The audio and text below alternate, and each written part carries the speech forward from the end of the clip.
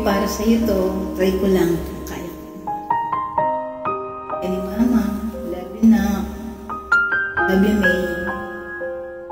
Miss na kita. Ang sakripisyo ko para sa'yo. Alam mo kung gaano kita kamahal, May. Love you.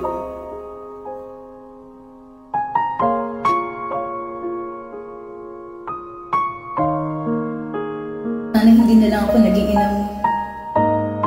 Sana hindi rin kita naging anak.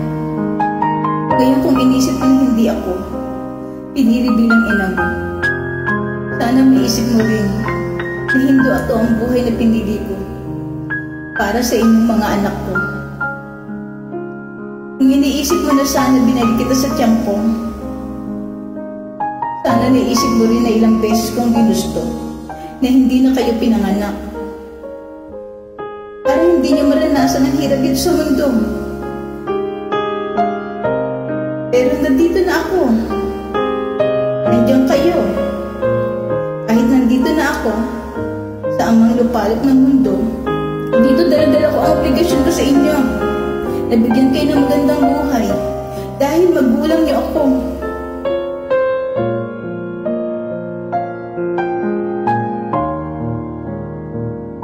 Dahil mahal ko kayo. Dahil mahal ko kayo.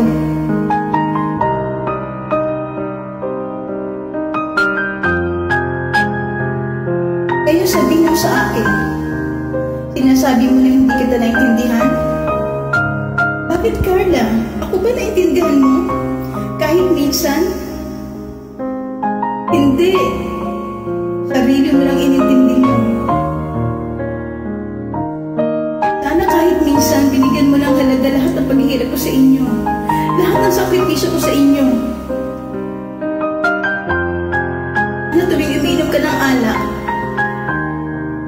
habang hinihit mo ang sigarilyo mo, at habang nilulustay mo ang perang pinadala ko, sana maisip mo rin kung ilang pagkain na tinis kong hindi kainin para lang makapagpadala ako ng malaking pera rito.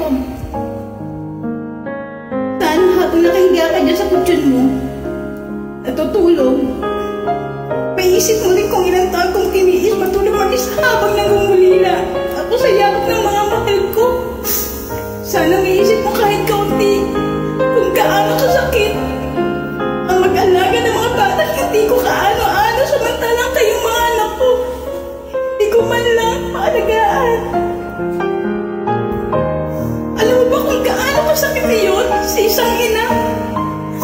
Alam mo ba kung gaano kasakit yun? Kung hindi mo kayang ituring bilang isang ina, respetuhin mo man lang ako bilang isang tao. Yun lang, Carla. Yun man lang.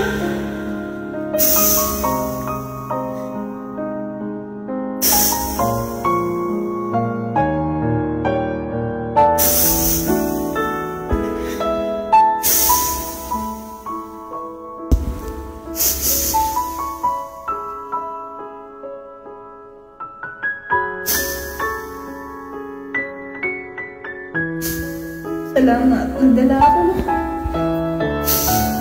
ako rito sa istorya na